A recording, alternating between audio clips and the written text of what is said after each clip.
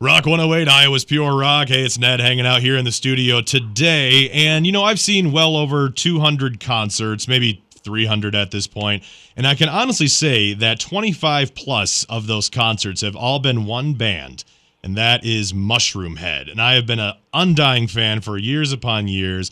And I finally am talking to the man, the myth, the legend, Skinny, the drummer of the band, also known as Steve. What's up, man?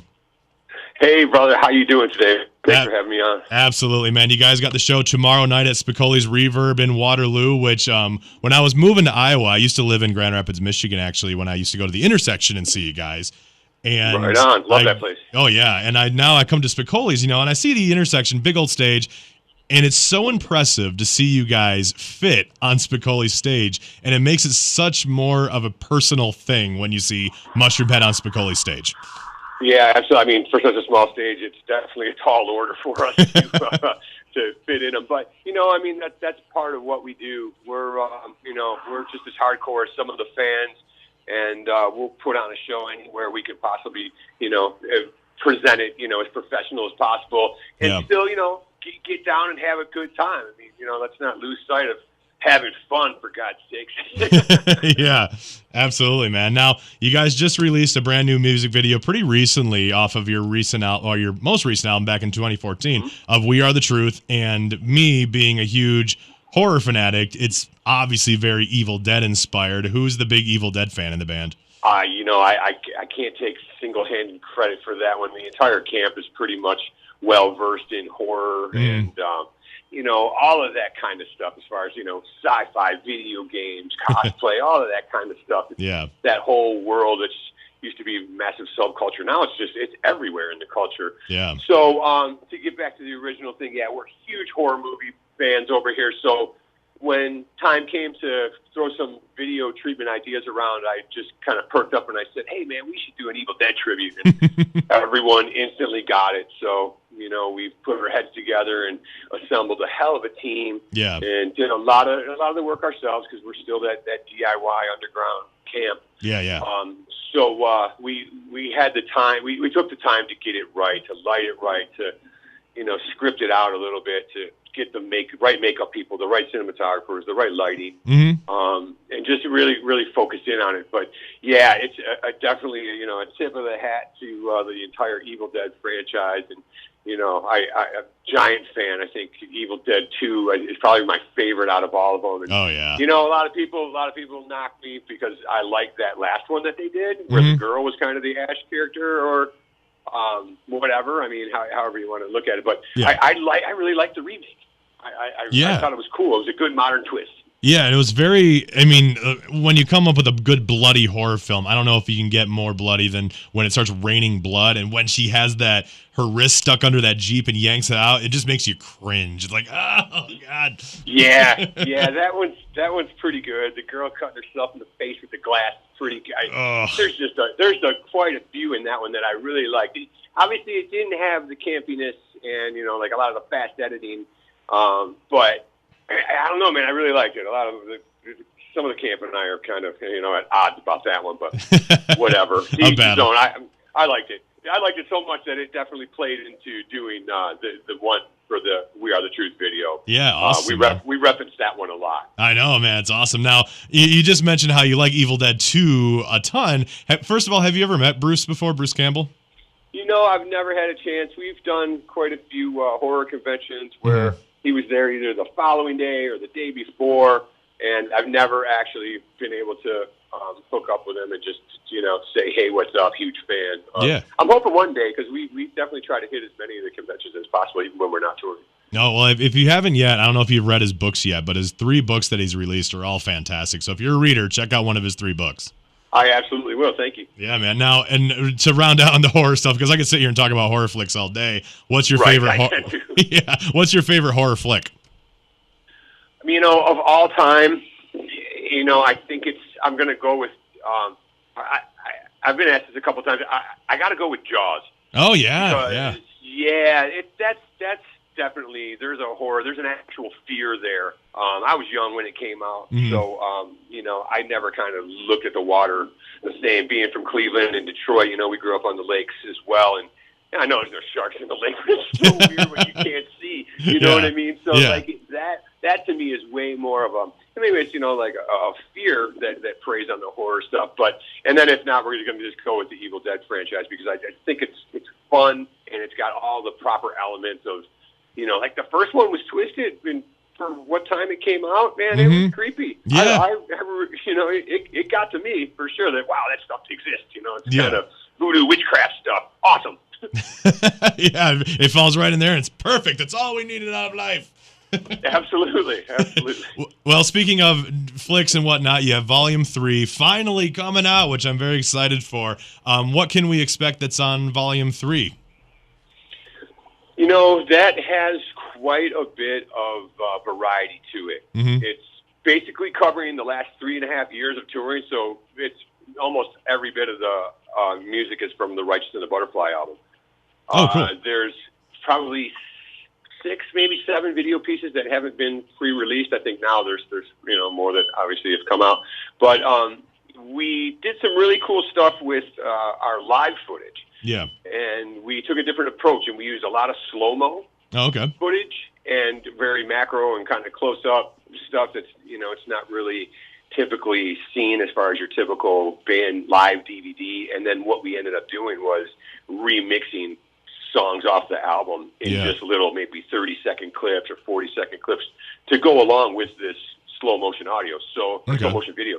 So it's all new remixed audio to go along. So to complement the slow motion stuff. So there's a lot of variety. So there's remixes and just different mixes to go along with like all the stuff that we ended up filming. Some of it's kind of throwaway video stuff, like later on in the DVD. I forget what chapter, but there's yet another version of We Are the Truth, and it's all the video footage is black and white, and it's all the stuff we threw away from one of the days that when the original idea is we had the band kind of jamming in front of the cabin, and we filmed it for a day, and as cool as it looked, it just didn't work when you were editing. So instead of completely throwing it away, I had one of our engineers just do another mix of it real quick and let one of the other video engineers take a shot at editing it up. So again, there's a lot of stuff that isn't typically seen. You know what I mean? There's so much behind the scenes stuff that I think there's definitely something for everyone. Awesome, man. Well, looking forward to getting it. Now, obviously, you released 2014. You had The Righteous and the Butterfly that was released back then. It's been a few years, about a good 4 years, and you probably get this question every 5 seconds. What are you guys thinking about a brand new album? We have already begun, and man, it's popping off on its own. Like we were saying the other day, some of this stuff's writing itself. Sweet. So everything goes out right. You'll see maybe late spring 2019 a brand new Mushroomhead. Awesome, man. Looking forward to it. Things really stay on schedule. We'll have a single out for Christmas. Ooh, even better, man. Maybe a possible video. So we've got some work to do, but we're also sitting on some material that we feel is real strong. Absolutely, Yeah, we've been working on stuff on and off over the years between doing the videos and all the touring. And, people ask a lot, say, man, why do you guys take 4 years in between albums? And it's not by choice. It's out of necessity. We have 8 people in the band and, 12 people in the crew. So we've got to do a lot of touring. We've got to tour twice as much as like a 4-piece band to make the same amount of money. So that's kind of the big reason it takes us a little bit longer. A, we're DIY, and then, we've got a tour to keep the lights on. Yeah. And that's one thing I can notice about you guys is that, I can be confident in the fact that, I'll be able to see Mushroomhead at least once a year because you guys are so busy. One of the most hardworking heavy metal bands out there, touring as heavy as you do. And you have all this unique merchandise as well, like the Elite merchandise. Is there any merchandise that you want to make that you have not made yet? There's always something, it kind of goes with the times. I remember a couple years ago, there was these fidget spinners going around and, everyone's like, oh, we need those. And, it's just one of those types of things to where it's just kind of jumping onto everything. But I've got to just definitely get into the Kiss realm and make some coffins. Yes. Coffins. I'll buy one. That's what I'll do, man. That's what I'm saying. Black on black. I already see it. I got a good idea how it should look. Sweet, man. Well, so I'm glad you asked. I definitely been sitting on that one. All right. Even better. Well, obviously one of the biggest things that happened recently, one of the more long members in the band, Jeffrey Nothing Left, along with Thomas Church. How has the dynamic of the band changed? Because I have yet to see the new lead singer myself. I'm looking forward to seeing him tomorrow. How's the dynamic changed in the band internally, would you say? I'll tell you what, like I said, the writing is just popping off, man.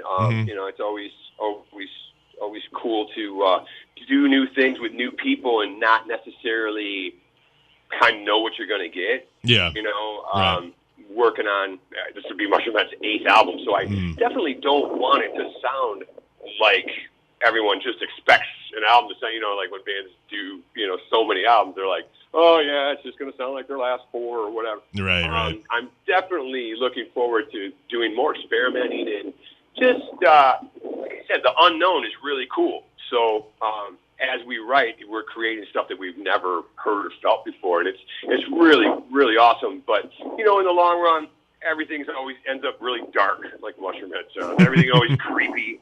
Everything's always got, some sort of sound design element to it that's not, your traditional, guitar lick or a keyboard sound. There's, something odd about it. Like I said, the creepiness is just never going to go away. So yeah. It's been really cool. But as far as the live show, man, it's super high impact, high energy. We're playing stuff that we haven't played in a while, and it feels really good to just get out and get back to our roots, because we're playing some earlier stuff right now. And tours have been going really well. The set list is just it's banging. We've added a lot more water drums and just kind of amped up the production, so to speak. As far as stage production, depends on what stage you see us on. Yeah. But it's really bringing a high energy show around with the entire new lineup, and just even on this tour, the Summer Screams tour. Yeah. There's some really good bands out here, so everyone's got to be on their toes, because the competition's fierce. It's like band after band after band. Everyone's banging that stage, and the crowds are loving them. They get after 4 bands that are really good, man, we got to go up there and keep their attention for another hour. So yeah. We really like that too. Everyone's on their toes. Like I said, the Summer Screams tour has been awesome. Sweet, man. And I noticed that Psycho Stick was on with you for a little while on the tour. I'm like, I wish they would have made it to the Spicoli show, because they're fantastic live too. Yeah, they really are. This is our second or third time out with Psycho Stick. And, as soon as we got with those guys, it was basically, high school reunion, nothing but, pranking each other all day long. Oh, great bands out here. Unsaid Fate, Kissing Candace, The Browning. It's unfortunate Power Man had to drop off, because I really love those guys too. But we've just been having a great tour. The turnouts have been really solid, so I can't thank the fans enough. And if you've heard anything about any of these bands, definitely come to Spicoli's and check out the Summer Screams tour. Hell yeah, man. And I can guarantee you I'll be front row getting soaked in water drum. I always do. Yes. And at Spicoli's, you can do that because of how close you get to the band. Yes, absolutely. You can dip your fries in it if you really want. Yeah, awesome, man. Well, I won't take up more of your time, man. I appreciate you hanging out, and be sure to check out Mushroomhead tomorrow night at Spicoli's Reverb in Waterloo. Tickets are still on sale, so maybe I'll run into you tomorrow night, man. Have a beer or so. That sounds great, man. Just ask my merch guy to come find me. All right. Let's have a drink. Sounds good, man. I will do that. I'll see you tomorrow then. All right, dude. Awesome. All right, later, man.